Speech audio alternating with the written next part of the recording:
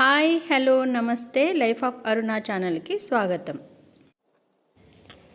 ఈరోజు మసూర్ దాల్తో చేసిన దోశ ఎలా చేయాలో చూద్దాం. చాలా టేస్టీగా సూపర్గా ఉంటుందండి.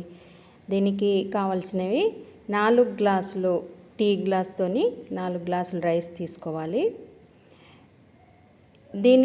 ఈ రైస్కి 1 గ్లాసు ఎర్రపప్పు, దాన్నే మనం మైసూర్ దాల్ అని కూడా అంటాం కదా. భలే టేస్టీగా ఉంటుంది. కర్రీ కూడా చాలా టేస్టీగా ఉంటుంది కదా. ఈ దోశ కూడా బాగుంటుంది.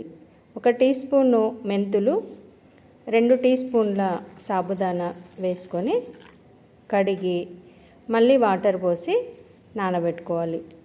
ఒక 6 అవర్స్ నానబెట్టుకోవాలి.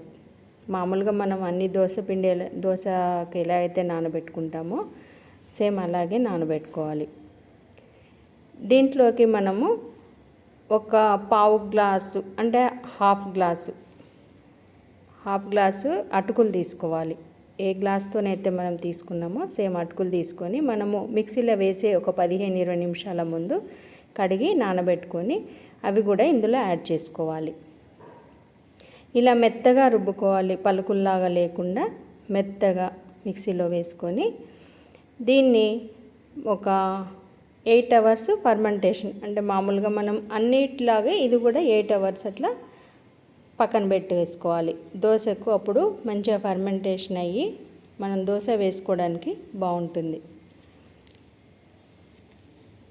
ఇప్పుడు నాకు 8 అవర్స్ అయింది. నేను ఆల్రెడీ సాల్ట్ పైననే వేశాను, లోపల మొత్తం కలిపేస్తే అంత ఫర్మెంటేషన్ బాగా కాదని. చూడండి ఎంత బాగా అయిందో.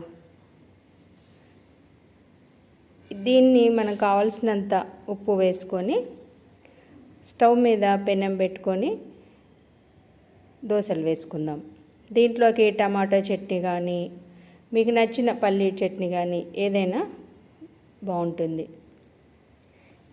స్టవ్ వెలిగించుకొని పెనం పెట్టి కాస్త ఆయిల్ రాసి దోశ వేసుకోవాలి.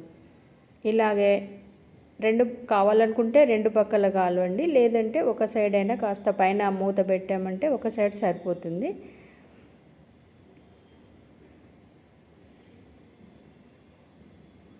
చుట్టూ ఆయిల్ వేసుకుంటే ఈజీగా వస్తుందని చుట్టూ ఆయిల్ వేస్తున్నాను. క్రిస్పీగా చాలా బాగుంటాయి. మనకు కావాలి అంటే అప్పం ఇట్లా స్పాంజ్ దోశలాగా లావుగా కూడా వేసుకోవచ్చు. సన్నగా అయినా వస్తుంది, చాలా బాగుంటుంది. ఏ రకంగా అయినా మనం వీటిని వేసుకోవచ్చు. వెదర్ కొంచెం మరీ చల్లగా ఉన్నప్పుడు అంత బాగా ఫర్మెంటేషన్ కాకపోవచ్చు.